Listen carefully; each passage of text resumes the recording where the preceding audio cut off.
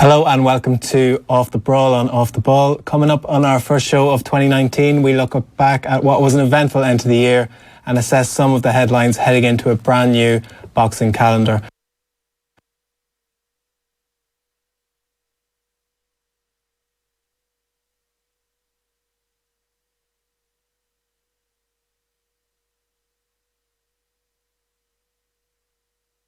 Hello and welcome to Off the Brawl on Off the Ball. Coming up on our first show of 2019, we look back at what was an eventful end to the year and assess some of the headlines heading into a brand new boxing calendar. To help us do that, we'll be joined by two-time world champion Paulie Malignaggi to break down the first marquee fight on the docket. That's Manny Pacquiao versus Broner. Paulie also has an interesting take on Conor McGregor's latest Instagram tirade, so that's well worth hanging on for. Before we get to that though, delighted to welcome to studio as ever Phil Egan and Simon Maguire. Lads, how are we? Good, happy New Year to you and all that. Is it too late to say that, or? Slightly, I'd say. Okay. We're getting there, like. Yeah. I was still saying it to people last week, but... Yeah. Nonetheless, happy New Year, Ronan. Thanks, Simon. Phil Egan, star of Premier League Live on Today FM. Was it a good day in the Premier League? Yeah, well, we did the Liverpool game and it was pretty dull, but they won. And I can remember when Leicester won the league, they used to grind out the 1-0s. Sign of champions. Is that what you're saying? Sign of champions or sign of things to come where the goals dry up. But Brighton are hard to play against. And it was the same at Anfield earlier in the season. But goals to watch out for. Yeah, plenty of Irish interest, is there? Yeah, Shane Long scores a great goal. He scores against Kasper Schmeichel as well. Hopefully we see that later in the year, green in the green. Yeah. Andre Schürrle scores unbelievable goal. Cracker. Declan Rice, I only watched Soccer AM this morning and he was on with Tubes and he said, you still haven't scored a goal, like how would you celebrate? And I was like, yeah, it's about time I scored.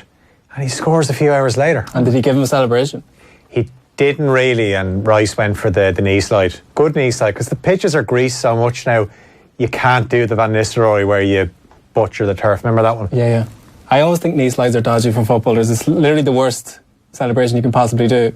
I don't know, those pitches are quite soft. Like, I don't really score goals, so can't really do knee slides. Breaking up the play. And resident Spurs fan, Simon Maguire. Yeah, looking forward to the big game tomorrow.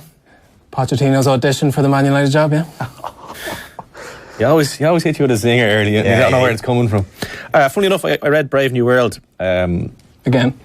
I only read it for the first time at Christmas. And if anything, it relieved any concerns I had about him leaving anytime soon. I didn't realise himself and Levy were so close. Doesn't seem like it. He doesn't give him any money. The book is broken down into months of the season. They finished runners up to Chelsea, and in the first 4 months, their two families have already been on holidays together twice. Once to Argentina, and I knew they were close. I didn't realise they were that close. And another instance, talking about money and transfers, Levy came to him and goes, "We need a defensive midfielder," and Pochettino goes, "No, I'll just turn Winks into a midfielder. Don't worry about it." So when you hear stuff like that, you're kind of going, "All right, he's there long term. I'm not too worried."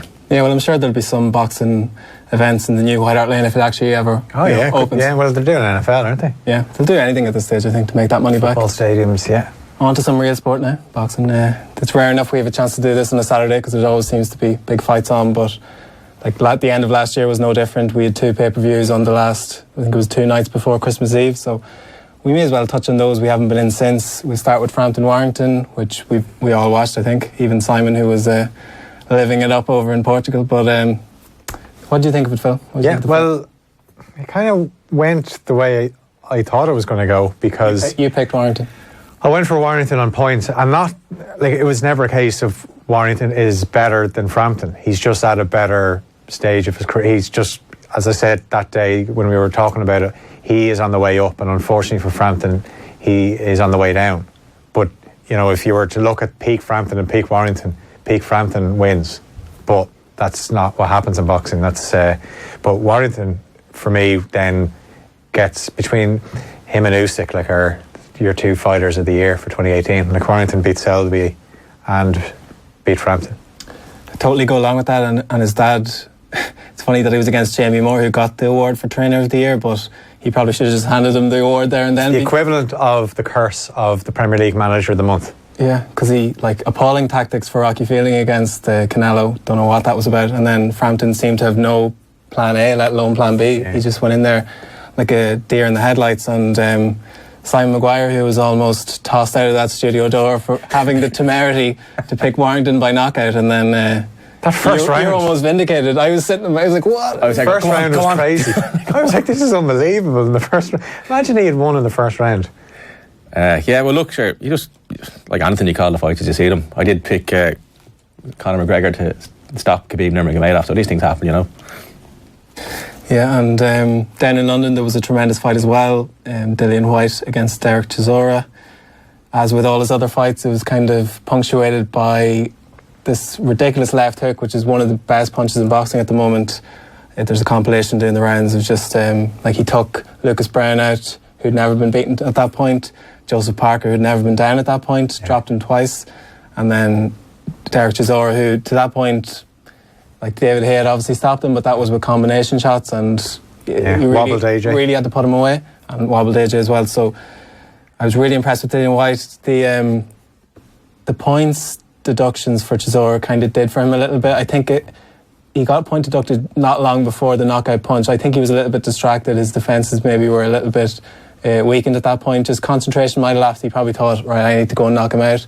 So he's a bit unfortunate in that one. He was ahead on the scorecards, although I'm not sure if the point deductions had been tallied at that stage, because that has changed now, where they're taken into account at the end of fights rather than as you go.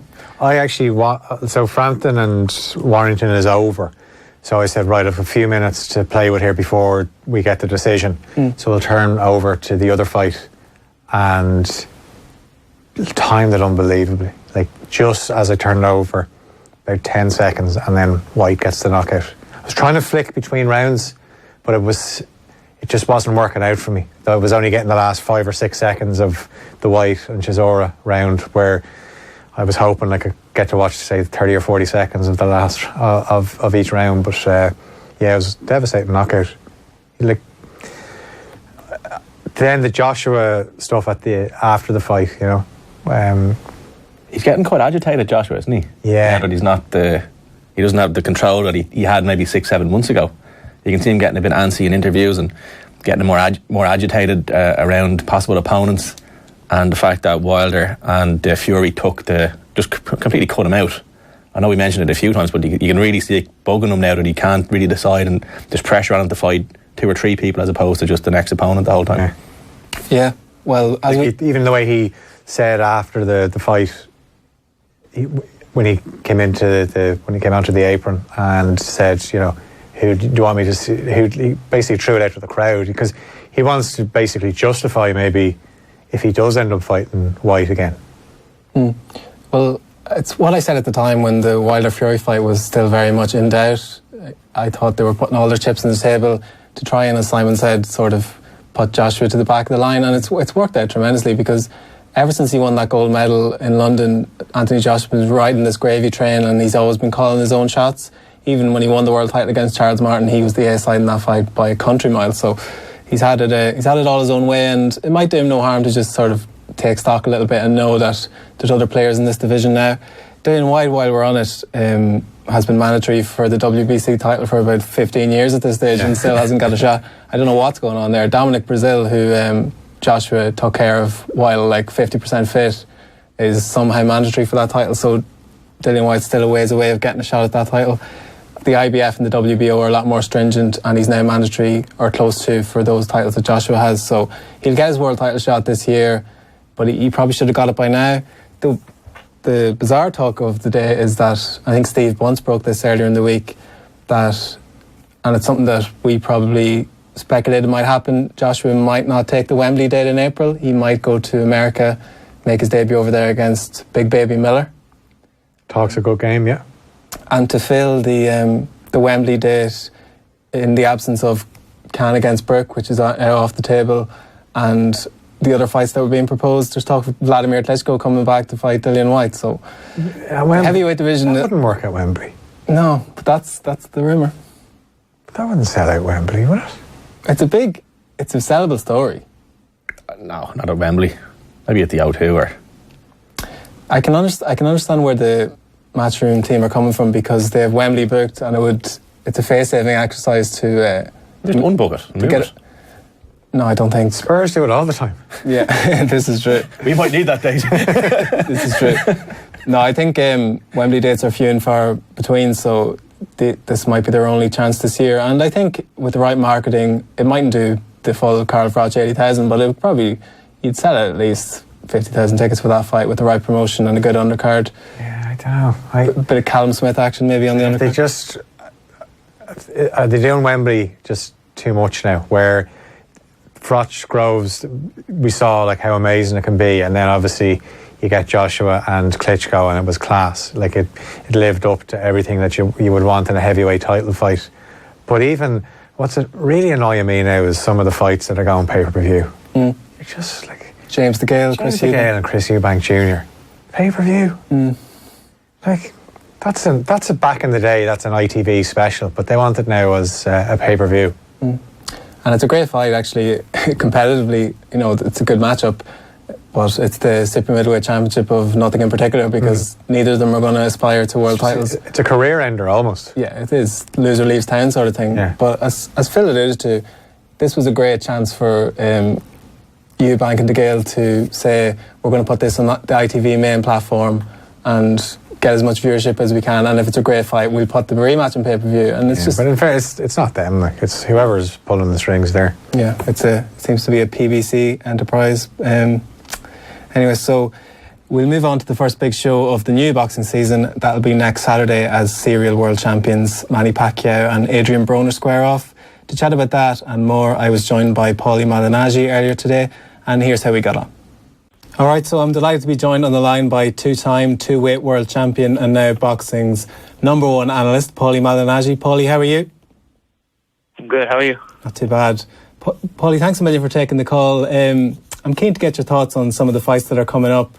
But before that, just a word on 2018. I know Andy Lee is someone we've in a good bit, and he, just looking back on the year, was saying it's probably the best year boxing has had top to bottom. How do you reflect on the last 12 months or so? I think it's been very entertaining. You know, I think we've had some good fights. We've had some good fights across the board, and I think multiple stables are able to create good matchups and bring up good fighters where people are excited about watching them. You know, usually boxing has been a sport where, you know, you've only got like one or two stables, one or two promoters where they're really finding the big fighters and making the big fights. But I think at this point in time, you have several promoters from several different countries doing a lot of big things, and some other promoters just nipping at their heels also looking to do some big things. So I think, you know, it was a solid year for boxing, and it's promising for 2019 as well, hopefully. Yeah, and the landscape has obviously changed a lot. It's not the traditional players that were in the business the last 10, 20, 30 years. I know you were at a lot of major fights on both sides of the Atlantic. Are there any in particular that would stick out in your mind? Stick out of my mind that I worked in the last year, yeah.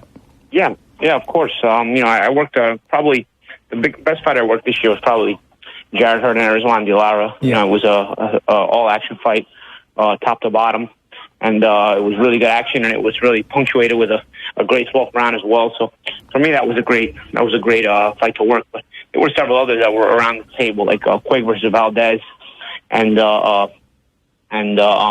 Dorticos against Gassiev, that really stuck out to me and made for some good fights. Yeah, and the first big fight of 2019 is upon us now with Manny Pacquiao, who's recently linked up with Al Heyman against Adrian Broner, who's long been a key cog in the PBC stable.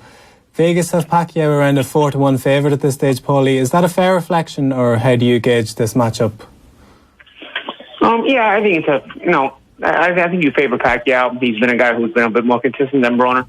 Broner, though, is no slouch, you know, and I think anybody who is ex-super lightweight or lightweight, really, Broner can compete with them pretty well. You know, I think the only guy that size who has beaten Broner convincingly is Mikey Garcia, and we know Mikey Garcia is very, very world-class. I think if Pacquiao has anything left, it's a good fight, but I do edge Pacquiao in the fight. And intriguingly, it takes place at welterweight, and neither fighter are necessarily natural at that weight. I know Pacquiao, rightly or wrongly, was able to be effective at 147. On the other hand, Broner never really, he never really showed his form from 135 when he moved up to welter. I know you gave him loads of problems, and Marcus Maidana famously as well. Are you expecting the weight to be a factor at all, or is it kind of a level playing field? I think, with these guys both not really being natural welters, I think it levels the playing field out a little bit. I think Broner has a lot of problems with natural welterweights, but I think guys who are not natural welterweights or even super lightweights, I think Broner fights a better fight. You can see him in his fights against Jesse Vargas, even against myself. Even though the opponents may be world class, Broner can compete and do well. But when the guys are just a natural welter, there's a physicality involved as well. So I think Pacquiao not being a natural welter, I think it could be promising for a good fight. And I know Pacquiao is likely banking on the fact that a win over Broner gets him that publicity and maybe sets up a rematch with Floyd Mayweather. Whether there's any substance in that, I'm not sure. Is there any appetite for that fight, Paulie, would you say? It's big names. I think people will always have a little bit of an appetite for the big names. But, of course, Broner also sees himself in a viable position to get a Floyd fight, possibly. Floyd is always teasing people out there that he might come back, and I think he lives a good life, and he lives a comfortable life. But at the same time, he always seems that, like, he may have a little bit of an itch to want to fight again. So it's possible, I guess, and I think there'll always be some sort of interest for it. And in terms of Broner, someone you obviously had a lot of history with, discipline outside the ring has always been an issue for him, and it seems like a hurdle he's unlikely to ever overcome, really. It doesn't seem like he'll hit the heights that many predicted for him at the start of his career. Would you say he's underachieved, or was he maybe oversold at the start of his career? No, I wouldn't call him an underachiever. I don't really, I never really saw all the big deal about Broner. And I don't want to say that in the wrong way. I never really saw that like he was on that Mayweather playing field, so to speak. I always thought he was a very, very good fighter. You know what I'm saying? But I always thought that he was a fighter who was lacking in some departments, and because of that, he was probably, not going to be able to overcome some of the deficiencies. I think he's a world-class fighter. I just think his inability to close the gap while punching has really been something that caused him, even against guys his size. And he's always had trouble against guys who prevented him from closing the gap because he wants to just be able to walk in and close the gap when he wants to. And at the smaller weights, he's a good puncher. So if he's able to walk in, he can get you out of there with the nice combinations and the power shots. But if you don't let him walk in, even at the smaller weights, he doesn't really have an answer or a response to try to force his way inside. That's where he's lacking a little bit of creativity. And I always noticed that very early in Broner's career. And that's why I say I think he was a bit oversold, but it didn't mean he wasn't a world-class fighter. I think he's been a world-class fighter. I just don't think it was fair to him to put this moniker on him. But of course, the boxing media is not very intelligent. They rarely give me something that actually makes me think they're intelligent. And so this was just one of the many times where I kind of saw this coming. And one thing you notably exposed when you fought Broner yourself is that once you put combinations together and throw flurries at him, he kind of freezes under pressure while you're attacking. That's surely going to spell trouble. That's going to spell trouble against Pacquiao, isn't it? That's a move that you can kind of put combinations together and stay on the outside. And I think Pacquiao, if he has any legs, can do that. I just don't think that. I just don't know that Pacquiao has the same kind of legs, so I don't think it's a guarantee either. You know what I'm saying? Like, I think a younger Pacquiao with the legs to be in and out and throwing those combinations, it prevents Broner from getting his hands off, and he'll be too defensive and he'll lose the rounds. But I think the interesting thing about this fight is the question of whether Pacquiao does have good enough legs to keep Broner away the whole time and be in and out the whole time throwing those combinations. Because really, we're not playing a video game. Throwing those kind of combinations takes a lot of energy out of you, and it also kills your legs. And on the flip side, in terms of Broner, are there any tools in his arsenal that will pose Pacquiao problems? I think if Broner comes up with a way to learn, and he's with a great trainer, he's Kevin Cunningham, so if he's able to close the gap in creative ways, and hopefully they're working on that, once he gets inside, he's very difficult to handle. His combinations are very, very creative, and he's hard to time. So once he's in that range. So it's hard to anticipate on defense. So I think, if he's able to kind of surpass this obstacle of figuring out how to close the gap correctly, I think he's very dangerous. He's already a world-class fighter, but he's very dangerous at that point. And we've already said that neither guy are necessarily natural welterweights, but a win a win in this fight rather, does that make them a player in the depth chart? I know it's quite a stacked division at the moment. I don't think that makes anybody a player aside from maybe a Floyd Mayweather fight. I think it makes them a money player. Both of these guys are money fighters, so I think it makes them a money player. But I wouldn't expect anybody to think the winner of this fight could actually, be a threat against guys like Spencer, Thurman or whatnot, or Crawford or whatnot. And speaking of the champions, I know Keith Thurman is set to return this month as well after a long spell on the sidelines. When he stepped away because of that injury, he was probably the top dog in the division. Do you think he can get back can get back there, Paulie, or do you think the spell on the sidelines might hamper him a little bit? I think a layoff is never a great thing for a champion, but of course only Keith knows that. Only Keith knows what's in his mind. Only Keith knows how much desire he has left, and only Keith knows how much he's really willing to suffer to keep that title and keep cementing a legacy. But it's not up to us to really understand that. Only Keith knows the psychology of that. And also on the PBC side of things, I know Errol Spence, you've touched on already, is going to fight Mikey Garcia. We spoke about weight classes earlier, and as much as I love Mikey myself, surely the weight discrepancy there is going to be a telling factor in this fight. Yeah, I think so. I think weight classes exist for a reason. If they didn't exist, there would be a reason for it, but they exist because of that reason. So I think both world-class, tremendous fighters, but I edge Errol. Yeah, and the other champion in the division, aside from Sean Porter, is Terence Crawford, who's all set for a clash with Amir Khan, it seems. What are your thoughts on that one, Paulie? I think a few years ago it would have been a really tremendous fight. I just don't know that Amir is the same kind of fighter he was even a couple of years ago. I always felt like Amir was a nightmare for guys who box and try to time you, and that's what Crawford is. But I don't know that Amir has enough left to be able to be that dangerous anymore against Crawford. It'll be interesting to see, though, because if Amir can pull back some of the things he's done in the past, he can be dangerous to a guy who boxes. And that fight, of course, means that Khan against Burke is off the table once again. Do you think that fight will ever actually come to fruition, Paulie, or is it another Ricky Hatton, Junior Whitter situation, do you think? Yeah, I think it's a Hatton Whitter situation. I really don't think Amir wants any part of Burke, to be honest. I think it's become relatively clear. I don't think Hatton wanted to fight Whitter back in the day either. And I think it's just a matter of, of situation when like this, when they happen, it's just one fighter who's more popular taking advantage of it and using his popularity to kind of pull away from certain fights. It's a shame, but of course both guys are world class, and Amir just has to earn the right to do what he wants, I guess. And you've been great with your time, Paulie. Just another quick couple of ones before I let you go. On the same night as Pacquiao Broner, obviously Demetrius Andrade returns to action, and I know you covered his fight in Boston, and he's someone you've been high on for a long number of years. Do you think he can make some noise in the middleweight division now that he's got that belt and the fights might come after? Yeah, I think if Andrade gets himself together, keeps himself out of trouble, yeah, absolutely. He's got a great team around him now with Matchroom.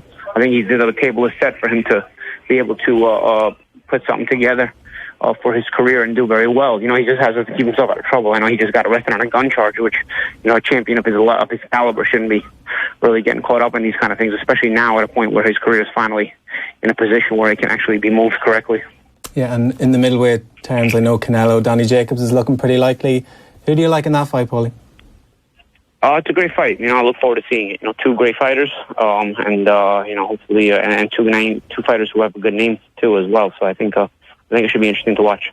And Gervonta Davis, I know, is someone that people are very interested in. Had that brilliant win over Pedraza and then sort of disappeared for a little bit while, and we've seen how good Pedraza is with that showing he had against Lomachenko. Do you think Gervonta Davis can get to the heady heights that people are anticipating for him?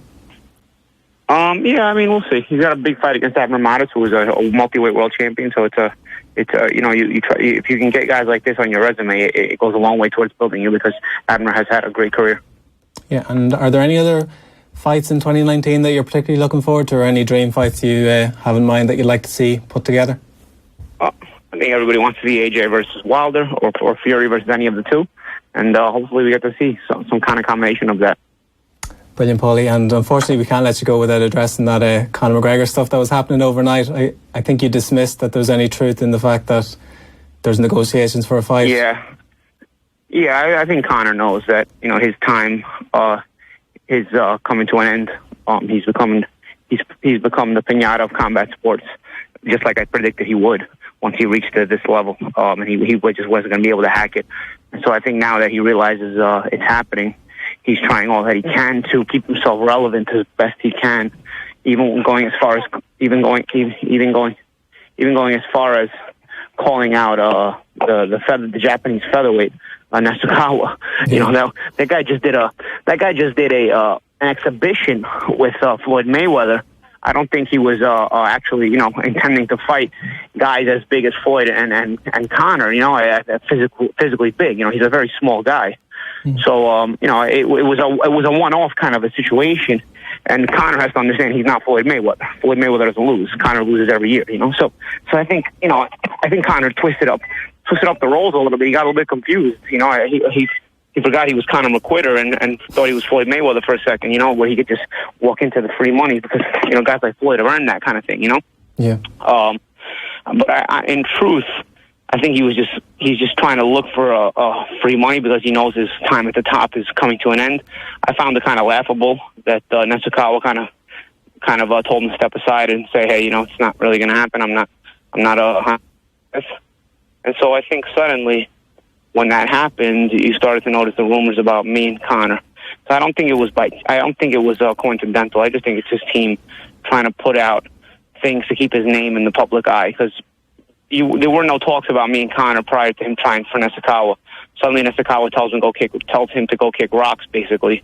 And right away there's rumors about me and Conor negotiating, which obviously we were not negotiating. Conor is the kind of guy who wants to try to find the best situation for him to try to win a fight and make money. But that's getting harder and harder because in order to make the kind of money Conor wants, he needs to fight guys that are going to beat him. And so he's in a tough situation. I don't think there's a more lucrative fight out there for Conor than myself at this point. He can't realistically get anybody like Pacquiao or Mayweather. And the Nasukawa fight was free money, but if Floyd Mayweather got $9 million, I mean, what would Conor McGregor have got against Nasukawa? 6, 7? Sure, it would have been free money because you're too big for the guy, but you're going to get a lot more money than 6 or 7 million fighting Paulie Malignaggi. So, again, I think truth starts to kind of seep through little by little. The fact that he's walking away from the most money he can get by looking for other fights as opposed to fighting me. And I think like I said, I think it's laughable. I think one big error Conor McGregor made is he's going to be irrelevant in a couple of years. And I will never be irrelevant because I'm always on TV. So I will make sure his legacy is dead and buried because I know he has no legacy. I know his entire legacy was garbage, and I know his entire legacy was made up of a small run, sort of like a lightning in a bottle kind of a thing. He actually was not as good as people thought, and it's now being proven because a legacy is created over longevity, and Conor McGregor has had no longevity. He's just the punching bag of combat sports. And so, believe me, when Conor McGregor will be gone and irrelevant in the next couple of years, and I will make sure in my time everybody knows how overrated he was, and I will destroy whatever legacy he thought he was going to make because he's a con artist, and I've been slowly uncovering how much of a con artist he is, and slowly but surely people have started to realize this and understand this and know slowly but surely how correct I was about him with the results he's had, and so that's what he's got to look forward to because it's over for him. And these rumours aside, I know Eddie Hearn has actually come out and said it's a fight he would be interested in putting together on DAZN. Yeah, it's of course. Definitely Eddie said he'd be interested in it. Listen, there's no fight that he can make that he makes more money than he does fighting me. The problem is he gets beat by me. Because at this point, why are you looking to fight Japanese featherweights for half the money than you would fighting me if you can beat me? You know what I'm saying? Like why are you trying to make fighting as Japanese featherweights? You know what I'm saying? Where you're going to make half the money, if not even less than half the money than you would fighting me. You know what I'm saying? You kind of have to. We need the fans and the media kind of put 2 and 2 together and make 4 at a certain point. And I don't think they're cognizant of that or understanding that. Hearn can easily put the fight together. I'm sure Heyman can easily put the fight together. Showtime has said they'd be interested in it. I don't think it's a no-brainer at this point. I don't think it's any secret at this point. There's money in the fight, but I don't need money. I'm not going to go to mixed martial arts. He's going to box me if he fights me, and he's going to catch a bed. Yeah, so if real talks do happen for a boxing match, it's something you'd definitely still be interested in, yeah? Yeah, of course. And a boxing match would be interesting. And I'd love to do a winner-take-all fight just so he'd go for free, but I don't think he'd ever agree to that. I would love to fight Conor McGregor in a winner-take-all fight in a boxing match. I absolutely would love it because I would beat him to a pulp. I would hospitalize him, and then I'd make him go home broke too. But he knows it, and so it's a shame that even if the fight were to happen, I don't think he has the guts to really agree to terms like that. Nice one, Paulie. Well, don't worry, you'll have plenty of Irish fans over here if that fight does happen, so don't worry about that. I appreciate that. And right. Thanks, man. Great to chat to you as ever. Thanks a million for taking the call. Chat to you soon. Two-time world champion Paulie Malignaggi there in typically forthright form. Great to have him as ever. Some interesting comments about Conor McGregor, lads. What do we make of that? Yeah, I always felt this fight was going to happen.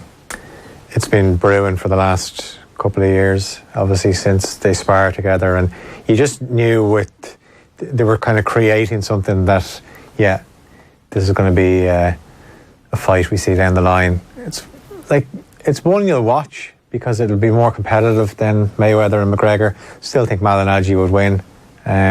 He's 38, but this would be the kind of fight that he put a hell of a lot in for, because you can obviously clearly hear he doesn't have much time for Conor McGregor, and he would like to embarrass him. Yeah. So, you can imagine he'd be telling himself, right, this is just your last ever fight. It's a nice payday for you. It's Conor McGregor. You put it all into the training camp, and you can keep doing it. I really enjoy him as a fight analyst. I think he's very good. So that's a career that he's going to have plenty of longevity with. And then if he beats McGregor, which I expect him to do, then he'll be able to sit back and think, okay, I was a world champion, and I shut that guy up as well. Will McGregor go for the winner takes all? Oh, I don't think so. I like the idea though. That'd really add to boxing, wouldn't it? Yeah. At the moment, for the last couple of years, they've just been kind of throwing shade at each other on social media. But this is a legitimate winner takes all challenge. Like, there's not backing down from it, but it's a huge part of the negotiations now, I think, if this is to go ahead to the next step. And it's a very sellable fight for the reasons you said, that it's a lot more competitive than the Mayweather fight, and no offence to Floyd, but Malignaggi's a lot more erudite sort of character. The press conferences would be unbelievable. It'd be good, and it'd be a lot less... box office. Out with the popcorn. Yeah. But they wouldn't be as tasteless as the Mayweather stuff. Like, no, Paulie's a clever guy, and he'd be able to get at McGregor in a more subtle way. Yeah, he referred to him there as Conor McQuitter. Yeah. He'd have these little jibes there that he'd just be able to get at. Conor McGregor has made a lot of money, obviously, with his fists, but his mouth has done a lot as well. But he'd have met his match here. And we might get on to Crawford in a minute, but in much the same way as Amir Khan reckons a loss to Kelbrook ruins any sort of prospective paydays in the future, if McGregor gets beaten by Paulie Malignaggi, even if it's a boxing match, it really hurts his legacy, doesn't it? It really hurts his potential pulling power in the future. Well, I think it's a fair comment to say that the momentum has been taken out of his career, Conor McGregor's career. I mean, there was a run there when he obviously had the huge card in Dublin, and then there was the Poirier fight, Mendes, Aldo, and everything was...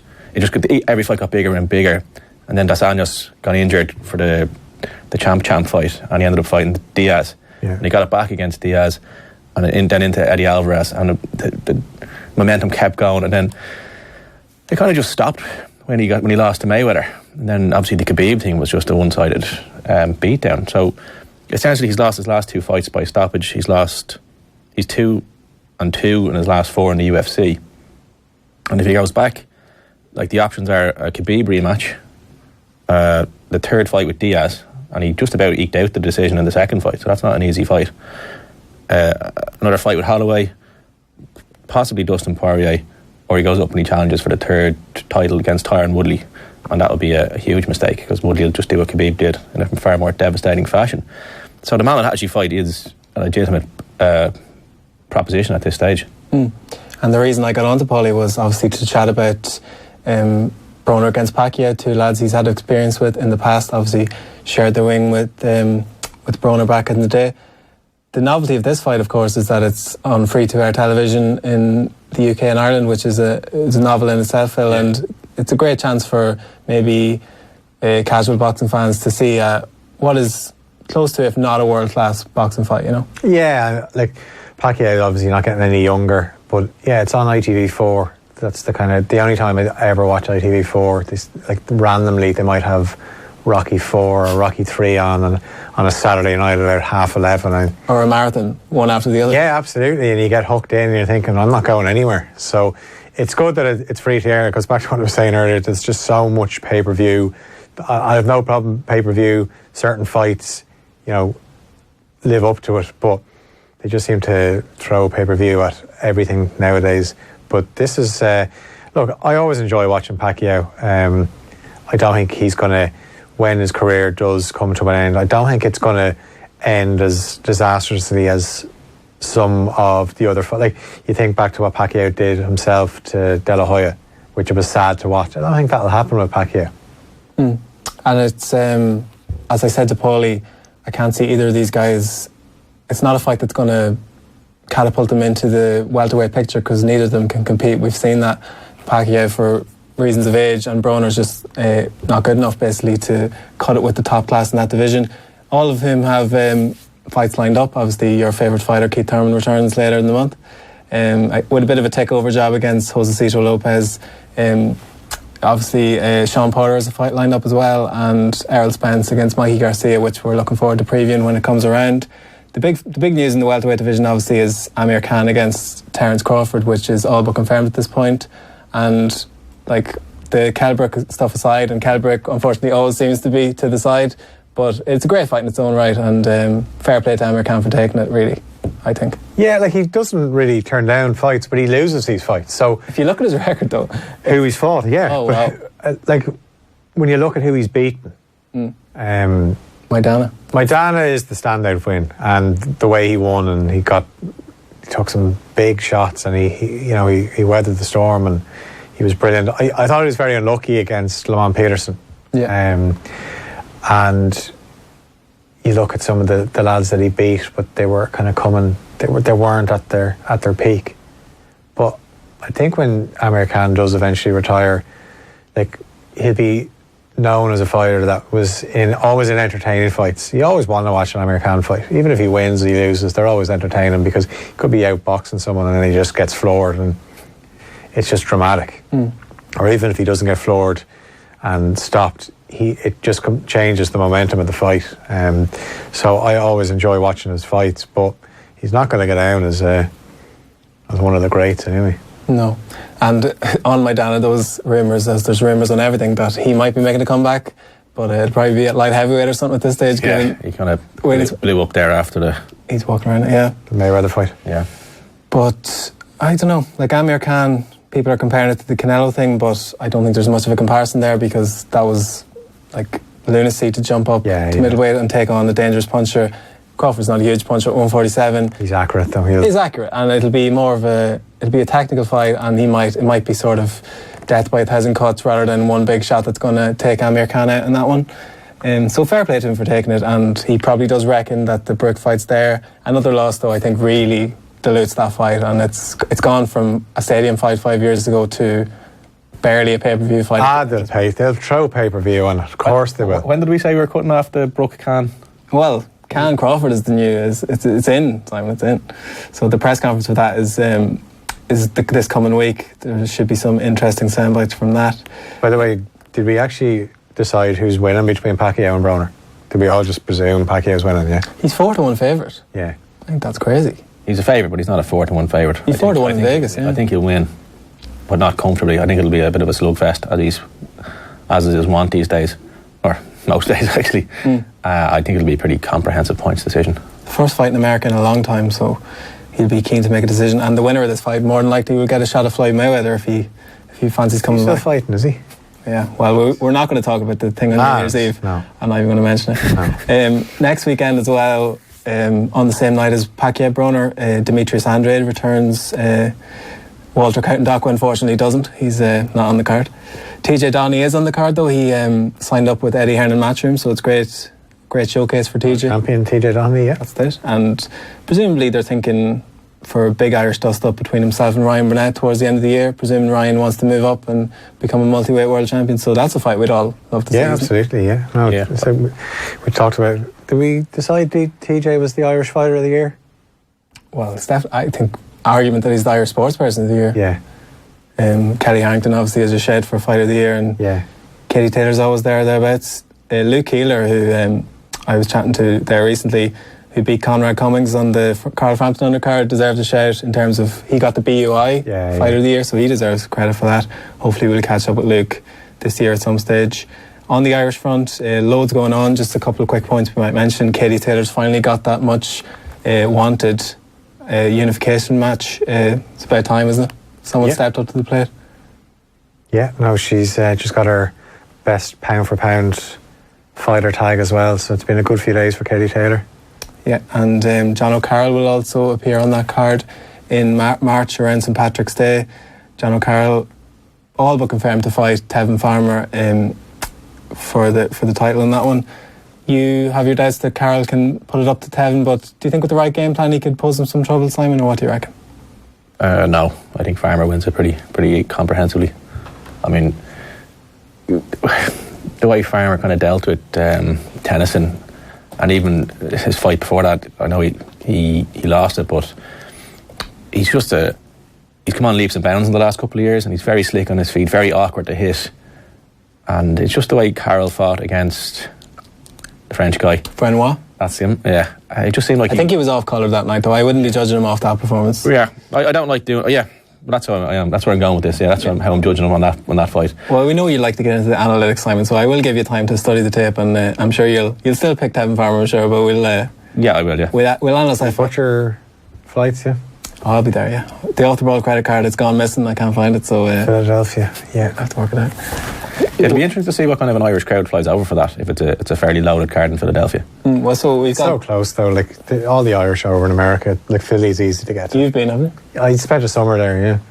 So definitely try the Philly cheesesteak. And there's Irish vibes over there as well. Much like Boston. Absolutely. And will you do us a favour as well? Will you get a video of you running up the steps? Because it was 2001 when I went there, and we didn't have the technology to show me running up like Rocky. We didn't have the technology. No, we didn't. We just about had phones back then. I'll Skype in from up there. Yeah. So we've Katie Taylor, Rose Valente, John O'Carroll, Tevin Farmer, John Joe Nevin is on that card as well, and Jason Quigley's petitioning on Twitter to get a shout on that card. Whether that's tongue-in-cheek, I don't know, but I'm sure if he's available, and Golden Boy and Eddie Hearn have a good relationship with his own, so that can easily be put together. So that'll be a brilliant card. Obviously Michael Conlon is doing his customary fight over in America around St Patrick's Day as well, so much like that show we did. You want to watch his lovely new teeth? Yeah, he sported them on the late last night. I was thinking, wow, that's an impressive job. It's a brave old decision to get that done. That's confidence. That's like, I know Carl Fratch got his nose fixed after he finished his career, but Michael Conlon's so confident that he can miss all these punches that he's doing mid-career. I like it, yeah. That's confidence. Yeah. That is confidence. Guy's confident. So I think that's pretty much it, lads. Any other points you want to touch on before we wrap things up for this special Saturday show? No, I'm excited for the year. Yeah, like Tyson Fury, we wonder what he'd be like after the fight against Wilder, and there's already footage of him. He's back in the gym. He's looking even trimmer now. Yeah. So, you know, that's no sign of Freddie Roach. No, no, definitely Shockingly. not. No sign of Freddie Roach. Tell him to go on the attack. No, he's like it just looks like that fight is just probably proven to himself. Like I don't know, did he doubt that he could go back in and perform like the way he did against Wilder? But you know, he's got that hunger back, and it's good to see. And just heavyweight division, said it was brilliant in 2018, and looking forward to it this year. And are we going to get the trilogy of Canelo and Golovkin?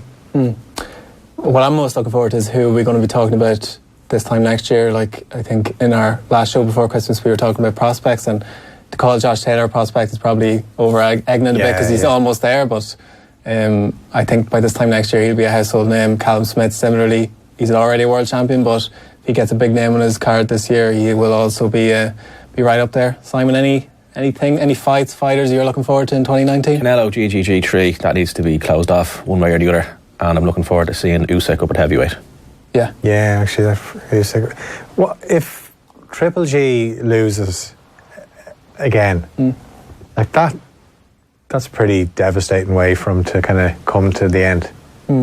Well, what seems strange is that it seems like the only show in town for him is to go to the Zone, because that's where all the middleweights are. Donny Jacobs is in line to fight Canelo in May, and Demetrius Andrade is there as well, and David Lemieux, and all those sort of names are over there. So, and yet it seems like PBC are the front runners to get him, so that would be Showtime, and they don't seem to have a whole lot of depth in their chart over there. He might find himself in a Terence Crawford situation where there's no one to match him up with.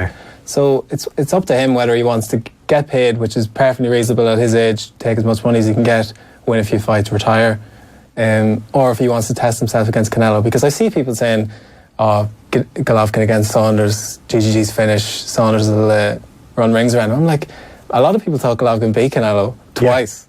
So to call him finished is a bit ridiculous. No, I just think that for him to beat Canelo, like, he actually has to knock him out, because the judging does not instill any confidence. He has to knock him out to get a draw, as the saying says. Yeah, pretty much. Yeah, an early stoppage just to get the win. But yeah, that's just the way it is. That all the odds are stacked in Canelo's favour. Yeah, and Simon mentioned Usyk. I don't think I've ever known a more unanimous Fighter of the Year selection. I think everyone picked Usyk as their Fighter of the Year. Just the most unbelievable run of fights in 2018, and the talk is Alexander Povetkin as his first test at heavyweight, which would be pretty impressive. Ridiculous. Yeah, I wouldn't blame him if he took a soft one before that, but that seems like a fight that could happen in 2019. So we're all looking forward to that. I think that's our lot for this week. Thanks, Phil, and thanks, Simon. Thanks to everyone for tuning in as always. We'll chat to you next week.